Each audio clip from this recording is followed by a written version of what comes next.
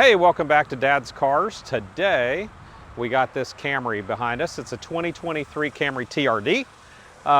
We're going to tell you a little bit about it, and we've had it for 285 miles, so now we've got a little bit of experience with it. We're going to tell you some of the things that we like about it, some of the things that we think's lacking, and just give you overall impressions on it. So the TRD is the entry level for the V6. So it's the cheapest way you can get a V6 on a Camry. The other option would be the XSE. The XSE is the version that is more of a luxury type version, and this is your sports version. So with this Camry, with the TRD, what you get is you get a lowered car. It is 0.6 inches, so a little more than a ½ inch lower than a standard Camry. You get obviously all the ground effects. You get your front splitter, you get a rear diffuser, your side skirts,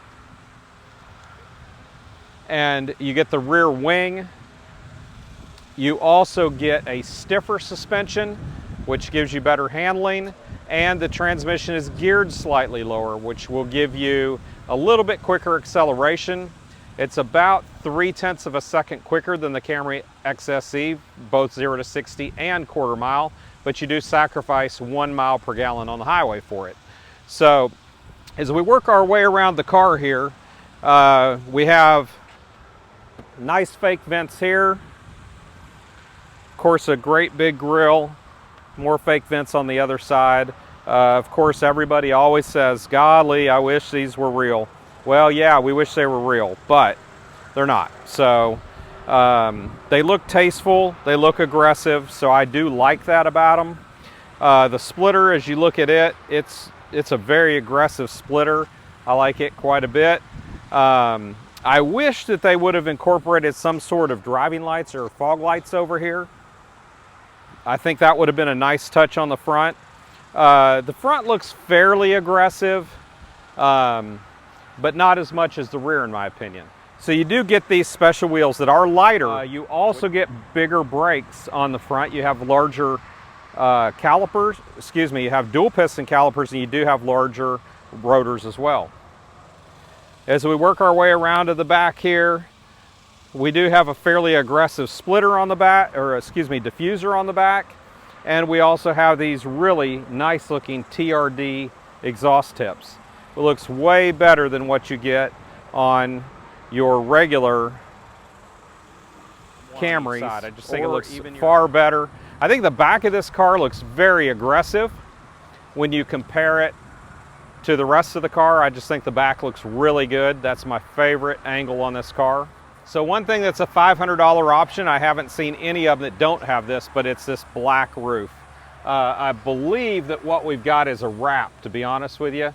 It's sort of a carbon flash in a way. If you look at it, it's got some blue and purple speckles in it. It's pretty good looking. I don't know that it's real paint though.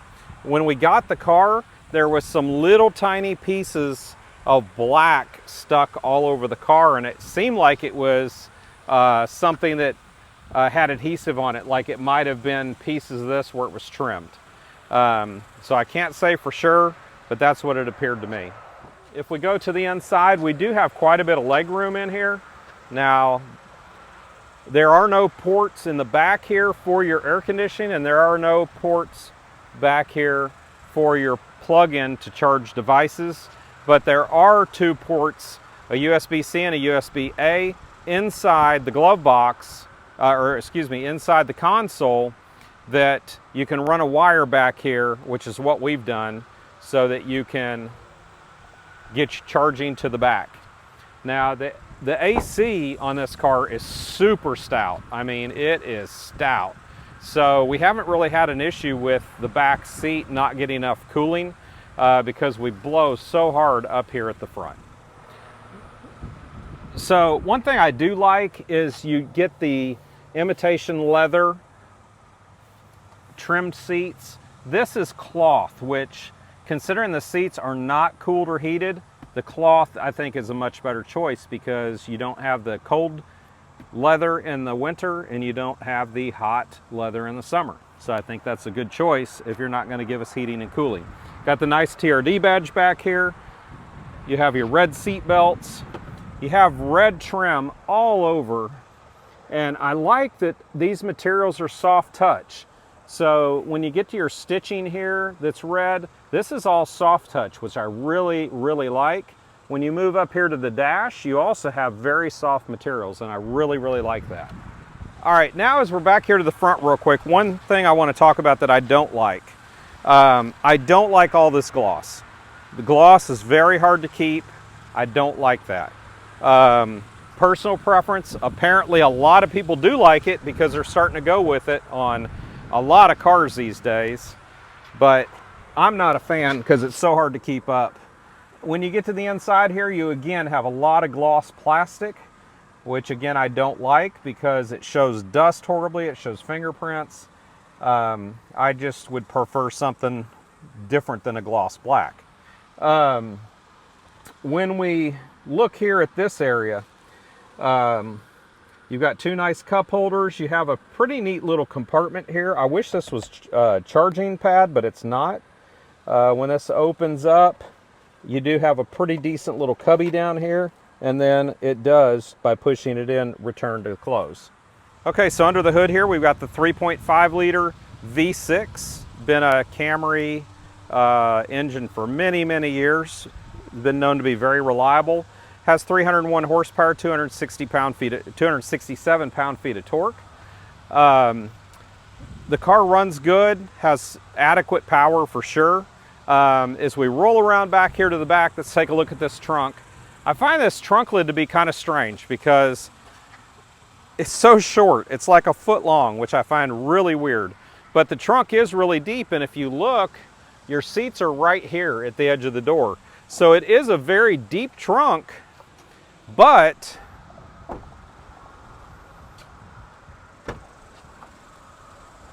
it's kind of strange because it's all up underneath this rear deck.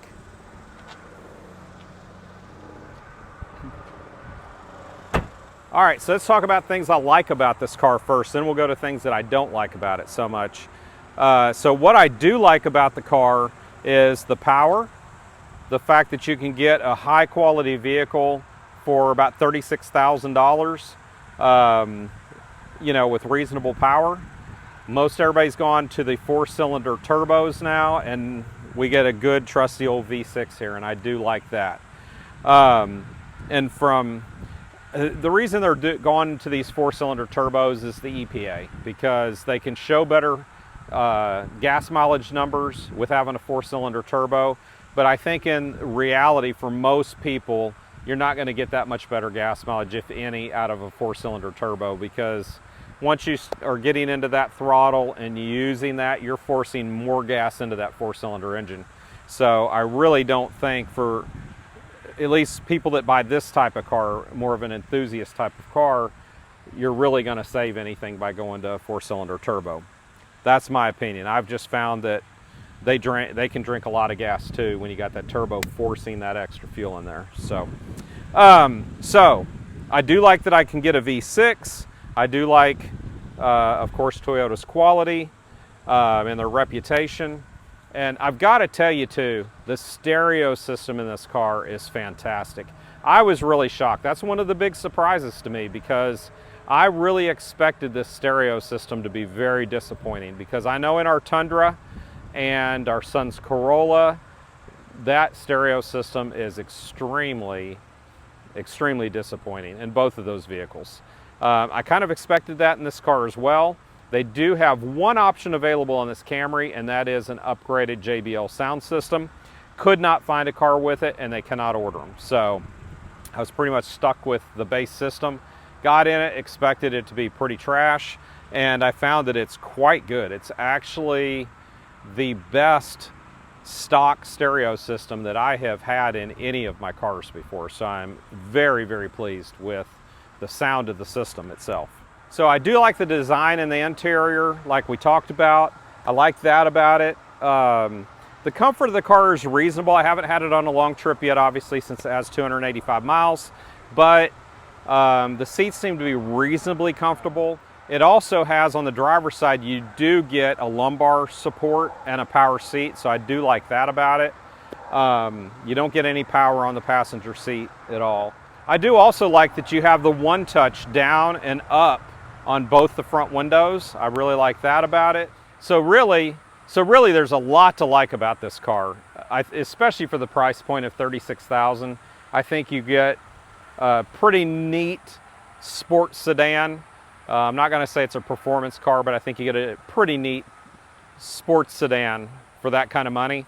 It handles really well. It rides great. I was really surprised about that. I really expected it to sacrifice a lot of the ride with the performance upgrades that they have in this car, but this thing rides really, really nice. I've been very pleased with the ride of this car. So now let's turn to some of the things where I think Toyota fell short on this car. Starting with the first one, a prop rod, really? Okay. A car this level should not have a prop rod on the hood. I'm sorry, it just shouldn't. Through 2020, you did get struts. It's even still made to where it has the holes where the struts go. Has your mounting holes here and here where your struts go. But it gives you a prop rod. That's just, honestly, that's quite silly that Toyota would do that, to be honest. I can buy all the parts to do this, and I will have a video coming because I am going to upgrade this to hood struts. But I can buy all those parts for about $70. So that video is coming, stay tuned, but we are going to upgrade that to the hood struts. So another few things I think this car should have and Toyota really missed the mark on is you don't have dual climate. It should have that in my opinion. It also does not lower the fan speed when you're on a phone call. Most other cars that I have driven in this price range and even lower, it actually does adjust that fan speed down when you're on the phone. So you have to manually do that.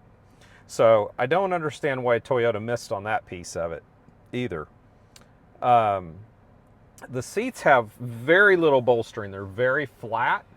So for a sporty sedan, I think they kind of missed the mark on that one. I don't also like these headrests. So I like the look of the headrests, but they really point forward, which it forces your neck forward, and I really don't like that. I wish that the headrest was a little more straight up and down so that you could straighten your neck while you're driving rather than having to kind of slunch your neck forward. So kind of think they missed the mark on that one a little bit as well. But also the angle of this is really weird to me. So most of these cars have more of a driver-centric infotainment center, and this one, it's really sloped backwards and it is not adjustable. But most of them slope in more towards you rather than sloping back this way so much. You can see it well, so I'm not really, hammering on this one hard, but it is kind of weird the slope that it has going back that way. So so far my experience with the fuel economy has been pretty darn good. I'm pretty satisfied with it. I'm right around the 26 mile per gallon mark in combined driving. So I'm not, I'm not disappointed by any means in that, especially for a V6 car with over 300 horsepower. So overall, I think this car is excellent. But with being 285 miles into it, I've still got a lot to learn about it. But so far, I'm very pleased, and I really give this car a very high score. I would say on a scale of 1 to 10, I would give this car a solid 8 so far, 285 miles in. So my impressions can definitely, we got a lot of time with this car, so my impressions will definitely have plenty of time to either get better or worse, or maybe stay the same. But we'll see. We'll see how it goes. But so anyway, so far I really love this Camry, and I'm really pleased with it. I'm very glad I got it.